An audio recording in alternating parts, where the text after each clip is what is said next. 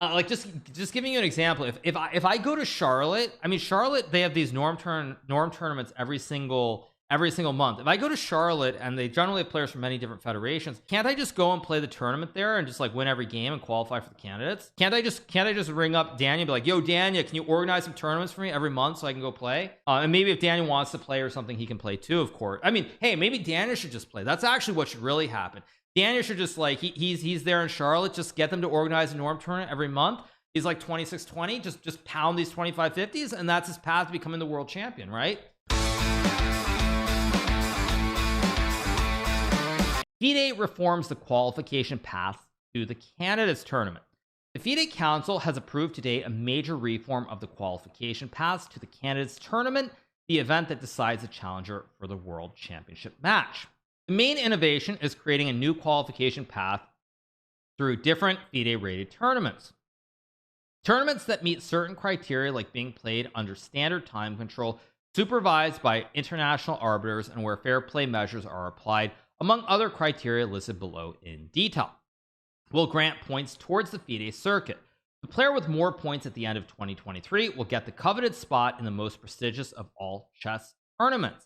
The second main change consists of increasing the number of qualification spots at the World Cup from 2 to 3. Already a flagship event, the popularity and importance of the World Cup keeps increasing even further, and this extra spot would add more interest for the match for 3rd to 4th place. Okay. All right, so what do we have? We have the FIDE Candidates Tournament 2024 qualification paths. 8 players shall qualify for FIDE Candidates Tournament 2024 by the following criteria. A, 1 spot, the FIDE World Championship Match 2023, the runner-up between Jan Nepomniachtchi or Ding Liren. Pretty standard. This has been done before. Reserve, according to the rating, as an E. B is 3 spots from the FIDE World Cup in 2023, which will be held in Baku, Azerbaijan. 3 players who finish 1st, 2nd, and 3rd. Seems normal as well. First reserve is the 4th place winner, and they have other regulations. So it looks like basically 1st, 2nd, 3rd, and if someone falls over, then 4th place will get the spot. Again, 3 spots. I'm not a huge fan of 3 spots, but it's, I mean, I guess it's okay. I think 2 spots is fine. I don't like 3 spots. Now, I will be playing in the World Cup, I think, but I don't like 3. I think it was fine with 2 spots. Having a 3rd spot from a tournament that is, I mean, I don't want to say it's random, but a tournament where basically one bad game eliminates you. I don't love it. I don't love the idea. So that is 4 spots right there. C will be 2 spots from the FIDE Grand Swiss tournament in Isle of Man. 2 players who finish 1st and 2nd. All right, seems relatively fine. Nothing too crazy. And now we get to where I think the controversy begins. We have the first, or we have the we have D, which is 1 spot, a player who would achieve the highest results during 1 year, 2020-23. 2020-23, I said, but it's 2023.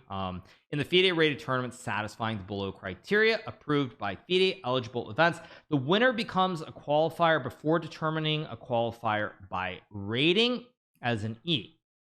Okay, so this is the spot that that starts to get really, really complicated. They say that highest results during 1 year. So I don't even understand what that means exactly. Maybe they clarify it, which they probably do.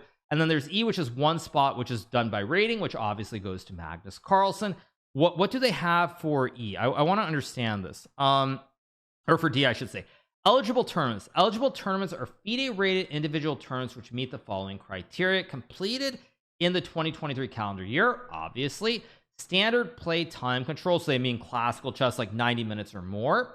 C is average standard rating of the top 8 players at the start of the tournament is 25-50 or more. Now, this is actually scary for a simple reason. The reason this is scary is because, for example, let's just say I'm 27-60 and I find a tournament where every other player, actually, I can't do math very well. I've never pretended to do math. But if I play a tournament where my rating is 27-68 and every other player is rated 25-25, I think the average is 25-50, right? If I'm not mistaken. So if I play that tournament and I go like 9 out of 9 or 8.5 out of 9, my TPR will be like 3,300, right? It's unlimited how high my performance is if it's a perfect score.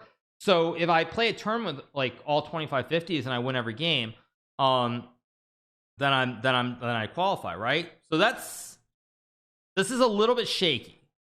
D, we have supervised by international arbiters. We have recommended FPL fair play procedures are applied.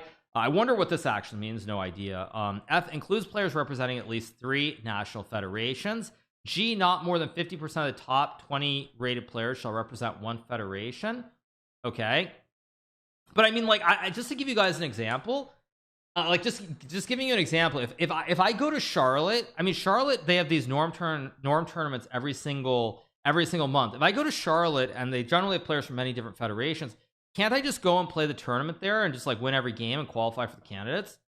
Like, maybe I'm crazy, maybe I'm missing something, but can't I just ring up Daniel and be like, yo, Daniel, can you organize some tournaments for me every month so I can go play?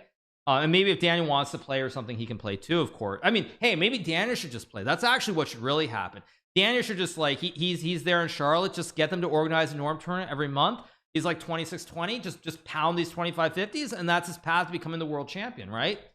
That's all he's got to do, right? That's all he's got to do. Just play 5 tournaments of Charlotte and score 8.5 out of 9 in every one of those tournaments, and Daniel's in the candidates, and he's on the path to becoming the true world chess champion. Okay. What do we have? Okay, not more than 50% top rated for national championships. F and G are waived. Okay, 1.2, the following non-standard play tournaments are included: World Rapid Championship and World Blitz Championship. What? Wait, so these are not classical tournaments, but they count?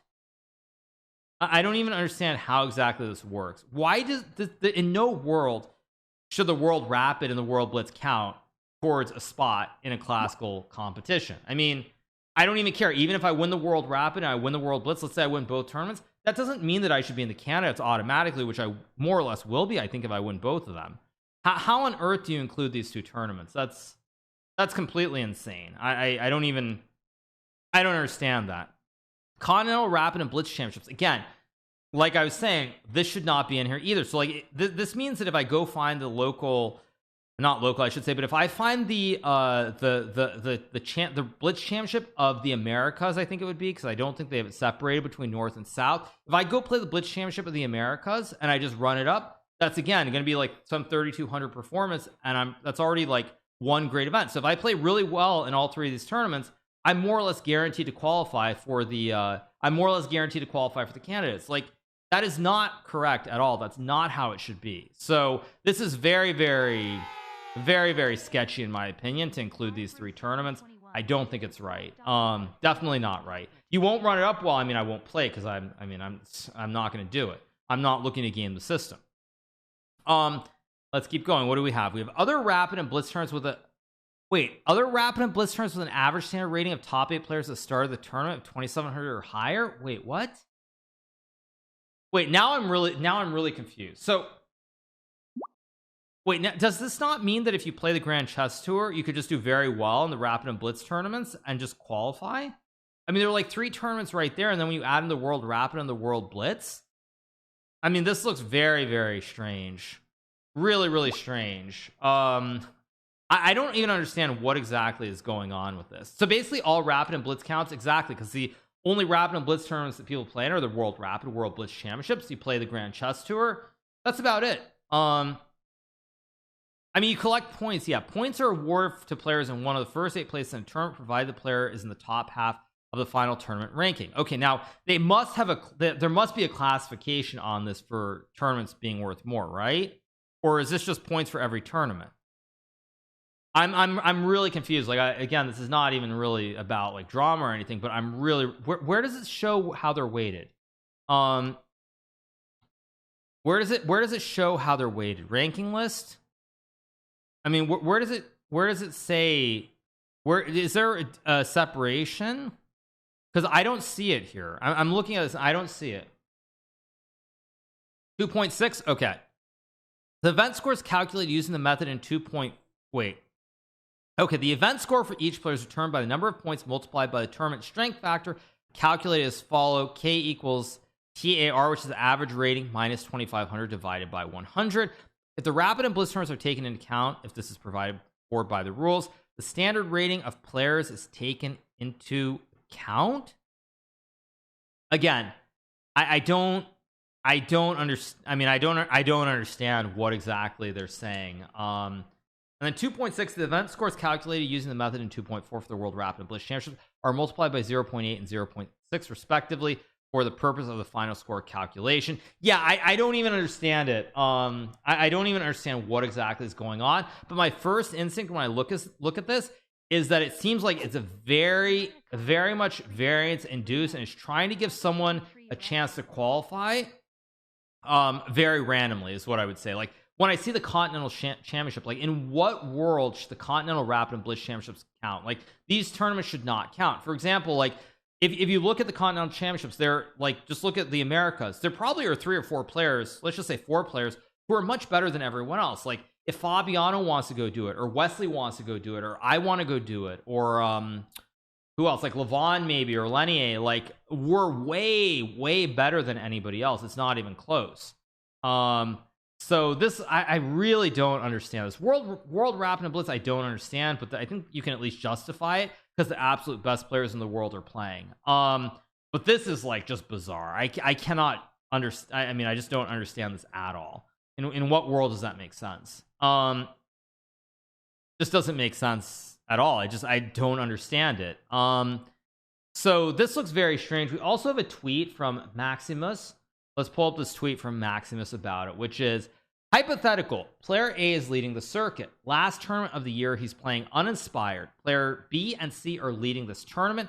Only player B can catch him for the candidate spot, and A is playing C tomorrow. Predict the result that A is aiming for. Okay, so player A is leading the circuit, B and C are leading the tournament. Only B can win the game. Only B can win the tournament. Only B can catch him for the candidate spot, and A is playing C tomorrow. Predict the result A is aiming for. So I assume that if A is player B and C are leading the tournament, player A is playing C, player A is supposed to lose, right? You're supposed to lose because that way player B can't win the tournament and catch you, I assume. I mean, that's the point. You're supposed to throw the game and lose on purpose, right? I think that's the purpose. That's essentially what he's saying, and that to me is obviously a big problem with the, I mean, that's one of many problems that I see, but this does not really, I don't know, it seems very convoluted. I don't even understand what the purpose is of having, you know, quote unquote circuit, because it seems like something weird is going to happen. Check out Anish's tweet on this. Does Anish have a tweet? Someone can link me to Anisha's tweet and I'll open it. Next cycle, will they start including Title Tuesdays? Hey, I'm all for Title Tuesday. I mean, I guess, like, I mean, I don't even understand it. It doesn't make any sense to me at all what's going on.